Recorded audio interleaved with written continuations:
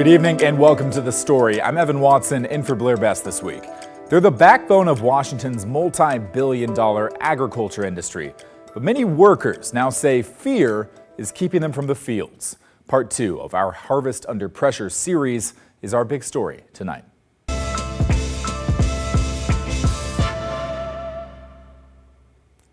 The Trump administration's immigration policies are taking a toll on the people who help put food on our tables. In tonight's segment, we get to know two undocumented people in the Yakima area, living in fear despite the daily grind of trying to work and provide for their families. It's worth noting we blurred their faces and used different names in order to protect their identities. Sharon Yu has the story. The illness is like attack to immigrants people, and I am immigrant. Should now open the door and call the number if my uncle is not here. It's terrifying because she's all we have. They need us. They need us to work here.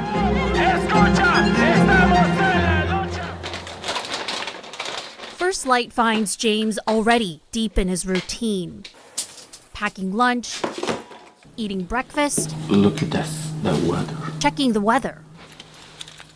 James is undocumented, so the simple task of going to work carries a risk. One wrong encounter with immigration enforcement is all it would take. I'm afraid when I see the cars to look so similar to the eyes. For years, fear lived in the background, but now it rides shotgun everywhere James goes. Dile, hi, how are you? How are you, Dile? Across town, Loretta, also undocumented, keeps busy while she waits for her work permit to be approved. Any new recipe, we had to be in the kitchen. Rosa, Loretta's daughter, is a U.S. citizen. And for two, because we want her to learn. The two are inseparable and live next door to each other. Every day, Rosa worries about her mother. What would happen if Loretta is deported to Mexico? It's going to be like the home without the family, so it's a really hard thought. He's like, hold on, let me remind. Going over there, it is sad. I am going to miss them. They're my kids. And not being there with them, just thinking about it, it is sad. I hate to say it, but like I feel guilt for being a citizen because I cannot help my mom. It just feels like if she goes, that's it. It's just her. Like they're going to be like, no, you're free to go.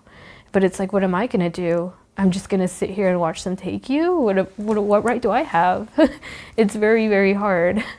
James's family fears the same thing. He supports his sister, two nieces, and a nephew. And we need to stay safe in this country. I love him as a dad. Like you.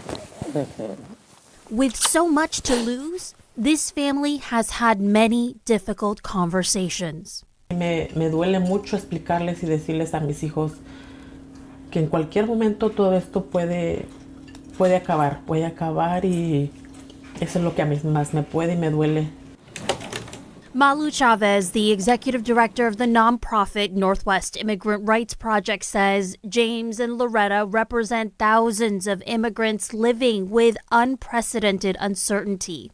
Many of our community members are going to be left without a breadwinner or someone who's contributing to the family income. There's that emotional, mental health impact that we are seeing on our client communities. The start of what the White House calls an unprecedented mass deportation campaign. President Trump set a goal to deport 1 million undocumented immigrants in 2025. According to NBC News' immigration tracking, ICE deported 11,000 people in February, 12,300 in March, and approximately 17,200 in April. The Migration Policy Institute projects that number could reach 500,000 by the end of this year, compared to 271,484 deportations in 2024, an 84% increase. I lived here since I was 6 years old. I'm like practically raised here. If I go to Mexico, I know I'm gonna feel bad because I don't know their cultures. I don't know like nothing. I'm gonna be like a stranger over there, you know. Home for both Loretta and James is here in Yakima, where community is strong. And support is vocal. At the annual May Day parade, hundreds marched in support of undocumented workers.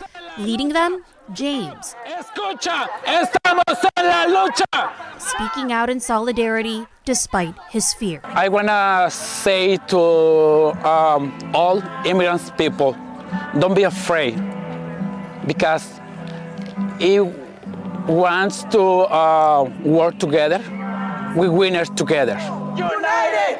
For James, Loretta, and thousands of others, each day is a step toward hope. A hope that one day their dreams and contributions are recognized, and living in fear is no longer part of the American experience. It's not only for me, all the immigrant people, it's for all the United States. And I come to find my dreams, and I come to work. Part 3 of this Harvest Under Pressure series is still in the works, exploring how rural cities in Washington state are stuck between following state statute protecting immigrants and federal mandates looking to deport them. Look for that segment on Thursday this week right here on The Story. But in the meantime, what's going through your mind after seeing Part 2? Did anything surprise you or change the way you think about this issue? Let us know. Email thestory@kgw.com or call and leave a voicemail 503-226-5090. Let's get to some of your thoughts on the first part of this series, Our Big Story Last Night. It focused on a farmer in Southeast Washington who talked about how Americans rely on immigrant labor to put food on the table and how recent immigration policies threaten the agriculture industry. He says if immigration laws were perfectly enforced, the country would starve. Kate wrote to us, at the end of the story, the farm owner himself said that whoever is in charge of what's happening regarding ICE, deportations, etc., they just don't understand. I would like to expand on that. They just don't understand, and they just don't care. About this immigrants working the fields and stuff, and the factories that feed us. You know, Trump wants to get rid of them all. He doesn't see, he's shooting his own foot. You know, it don't make no sense. The migrants that are working on those farms and factories, they need to be left alone. They aren't the criminals that the Trump administration and ICE said they were going after. They're nothing but soft targets and making themselves look good by raising the numbers of people they've arrested. But we need those people where they're at, on the farms, in the factories, doing their job. We did get one voicemail from a viewer on the other side of this issue, pointing to certain policies that he says discourage documented workers from coming to states like Washington and Oregon. It's pretty simple. These farms just need to hire documented immigrants, people who have applied for their green cards or their temporary residency, who can legally work on these farms. It's sanctuary policies that are creating the problems as to why documented people aren't applying, because there's an overwhelming amount of people who have come into this country illegally. And if I was a documented immigrant, why would I come when I know that sanctuary states are going to protect the undocumented immigrants rather than myself? Whether you believe that argument or not, it seems a safe bet to say that the sanctuary status of states here in the Northwest won't be changing anytime soon. The president tried to take a more heavy-handed approach earlier this year, threatening to withhold federal funding from sanctuary states, but a federal judge in California stopped that effort back in April. That same judge stopped a similar attempt by President Trump during his first term in 2017. Meanwhile, just days after he said ICE agents would avoid detaining hotel, restaurant, and agricultural workers due to their importance to the economy, President Trump is backtracking, saying ICE agents will, quote, look everywhere to make immigration arrests. Here at home, the Oregon Wine Growers Association says migrant workers are the core of the state's treasured wine industry, citing the big news in wine country last week when a Newberg vineyard manager, Moises Sotelo, was picked up by ICE and taken to the immigration detention facility in Tacoma. An ICE spokesperson told KGW Sotelo had a past conviction DUI in Newburgh, but the Yamhill County District Attorney's Office said they could find no record of it. I am hopeful that in coming days, it won't take another person being removed from our community for elected officials to unify that our immigrant and migrant community is the backbone of our economy and our neighborhoods. Not only is our leading industry going to slow down, but also it bleeds into manufacturing, it bleeds into construction, in every aspect of our economy. It's really showing that there's a broken system when folks that have been here for so long have not found a pathway to become citizens when they are contributing so much to our communities. State leaders in Washington are blasting what they call a massive breach of privacy. They say sensitive health information from Washington's Medicaid program was handed over to federal immigration authorities without their knowledge. Federal law requires Washington's healthcare authority to share Apple Health client data with the agency that oversees Medicaid. But the state says that information should not then be passed on to the Department of Homeland Security. In this case, it was. The data that was shared with the federal government with ICE is just a gross violation of the residents and, the violation of the promises that the healthcare authority made. These are the programs impacted in Washington: Alien Emergency Medical, Apple Health, Civil Transitions, Non-Citizen Pregnant Women and Medicaid, Family Planning. These programs serve Washington residents regardless of their immigration status. Governor Bob Ferguson called the move outrageous, saying the Trump administration took the private health information to use it for political purposes. That data sharing has not happened here in Oregon yet. But the feds have given the state until July 30th to comply by handing over personal information from the Medicaid-funded Oregon Health Plan. That's according to reporting by the Lund Report. The Oregon Health Authority did not respond to a question from the Lund Report on whether or not it intends to comply, only saying it will continue to evaluate the request. That follows reporting by the Associated Press showing that top Medicaid officials fought to block the transfer of any of that kind of data to immigration officials, citing legal and ethical concerns. But two top advisors to Health Secretary Robert F. Kennedy Jr. ordered it to be handed over to DHS, giving officials at the Centers for Medicare and Medicaid Services just 54 minutes to comply, according to the AP.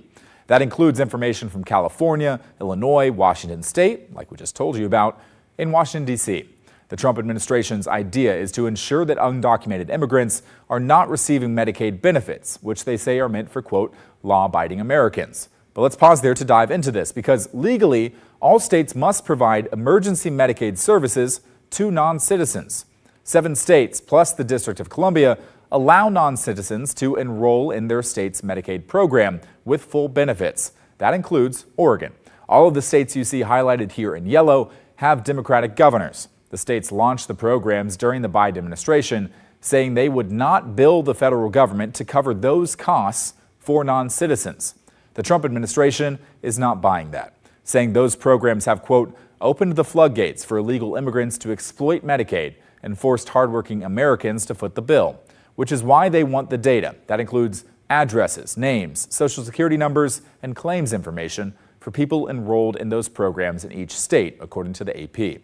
This appears to be part of a broader effort by the Trump administration to provide immigration officials with more data on non-citizens and where they might be. It follows a move last month by the IRS to share immigrants' tax data with ICE to help agents locate those without legal status. On the flip side, some states are partnering with ICE in one way or another, including Idaho. Today, the state approved $300,000 to be spent over the next year to allow Idaho state troopers to transport undocumented criminals from county jails to an ICE holding facility so they can be deported. The move comes after an immigration-related executive order from Governor Brad Little, prompting a discussion between Idaho State Police, Homeland Security, and ICE to figure out how the state can help carry out the president's immigration policies. The director of Idaho State Police talked about the plan with our affiliate in Boise. We found that there were often times where, for instance, somebody would commit robbery, they'd serve their time, they'd go back out because ICE couldn't transport them, and they'd commit robbery again, and then they go right back in. So we found several instances of repeat offenders coming in and out of the system and never having that chance for them to be taken back to their home countries. Is this like troopers coming in on their days off or trying to earn some overtime? I know that was part of the budget request. Yes, that's exactly what it would be. It would be troopers on their day off coming in and working an overtime shift to make these transports happen. Typically, you know, the arrangement that we have with ICE is that they would give us 2 or 3 days notice to, you know, this particular jail we'd do a pickup, and then we would move to this jail and do a pickup, and here's where we would transport them. The $300,000 will not cover every single case. Our affiliate reports it will be enough for about 100 transports. State police will decide how to best use the money. Here's what Governor Little said about who will be a priority. The worst of the worst, the people that we know in a high probability they're going to reoffend and we're going to have them back in our system. And those are the ones we want to keep the people of Idaho safe. It's pretty simple. You will not see Idaho State Troopers, you know, raiding businesses. We are not raiding dairies. We're not doing anything to that sort. What we are doing is we are helping to transport criminals that are getting released from jails out of the state.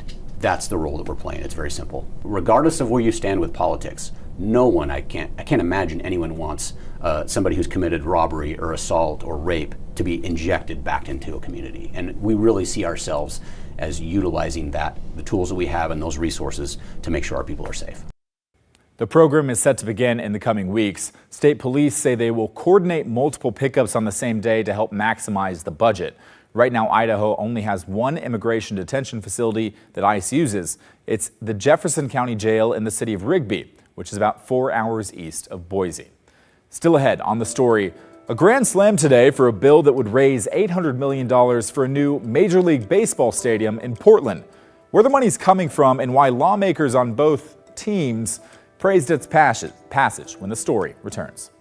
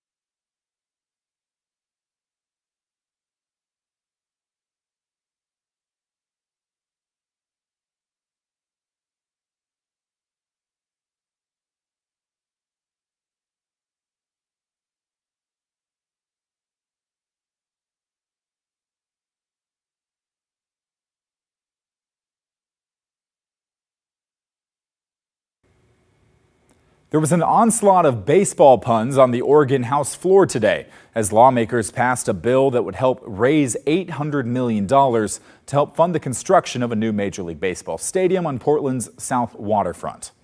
But I guess batter up. Oregon won't need to pinch hit if something goes awry. This is not a curveball, it is a win-win.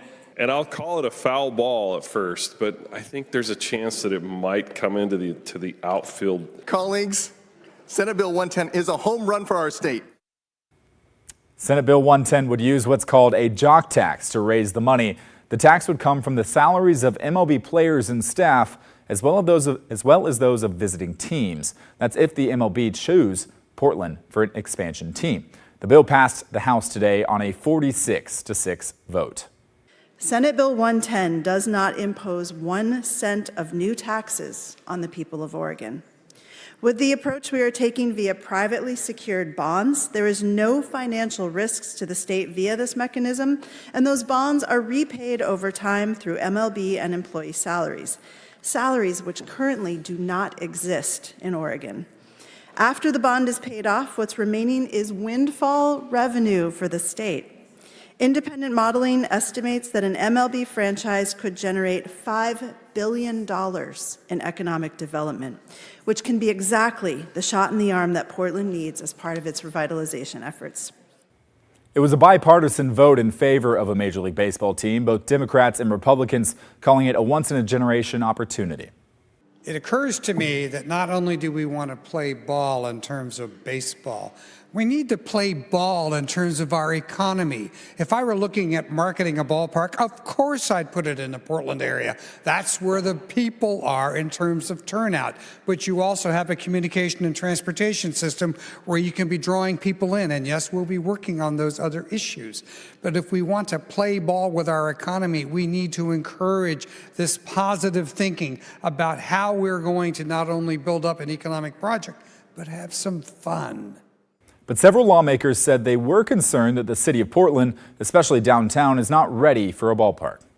I do support this bill to a point, but I think it's a swing and a miss when it comes to our infrastructure. The adverse impacts it's going to creating this stadium, and there's been no discussion about transportation, no discussion about law enforcement, all the things that creates an environment that people want to visit downtown Portland is a miss. That bill now goes to Governor Kotek. She's said in the past that she supports it. And again, this all depends on if Portland is actually chosen to get an MLB team, which at this stage is unclear. Utah, for example, approved similar funding years ago, and Salt Lake City is viewed as a strong competitor with any expansion on the western side of the country.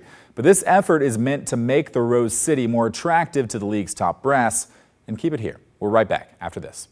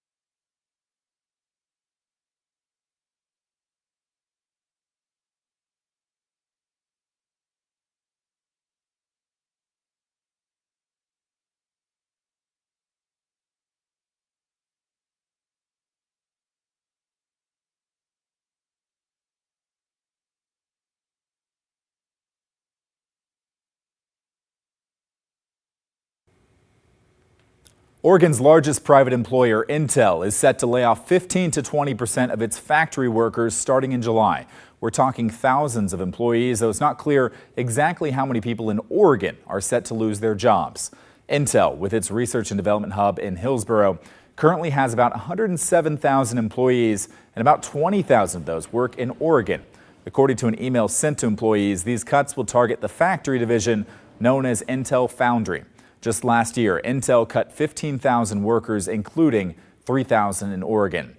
The downsizing is a product of a decline in sales and challenges within a competitive market. New CEO Lip Bhutan says the company needs to refocus around engineering and streamline its decision-making. Oregon's minority leader in the Senate, Republican Daniel Bonham, says the sweeping cuts mean state and local governments could lose a lot of taxpayer income. Bonham says Oregon needs to stay aggressive and reduce regulations for businesses. Driving people to the unemployment line, where are they going to go? We're not attracting new investment.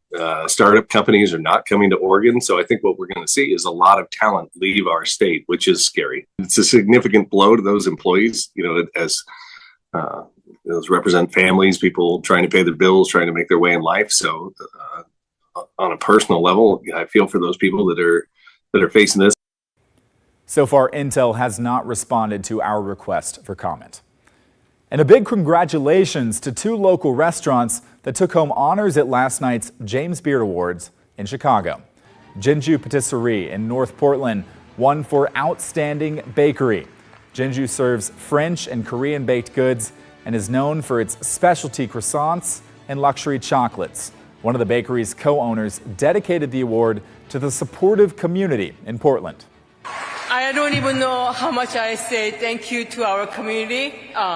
They've been showing us amazing love, amazing support since the day one of our opening our little tiny shop. And the award for Best Chef in the Northwest went to Timothy Wastel of Antica Terra in Amity out in Yamhill County. The restaurant focuses on seasonal American cuisine. Some good options of something new to try in case you haven't made it there yet. That is the end of our show. Thank you so much for watching. The good stuff is coming your way next. If you ever miss an episode of The Story at 6:30, we re-air it at 8:30 and 10:30 p.m. over on our TV and streaming app, KGW+. You can also catch it the next day at 11:30. You can download it on Roku, Apple TV, and Fire TV, the KGW+ app, whenever it works for you. In the meantime, have a great Tuesday night, and I'll see you right back here tomorrow night at 6:30. See you then.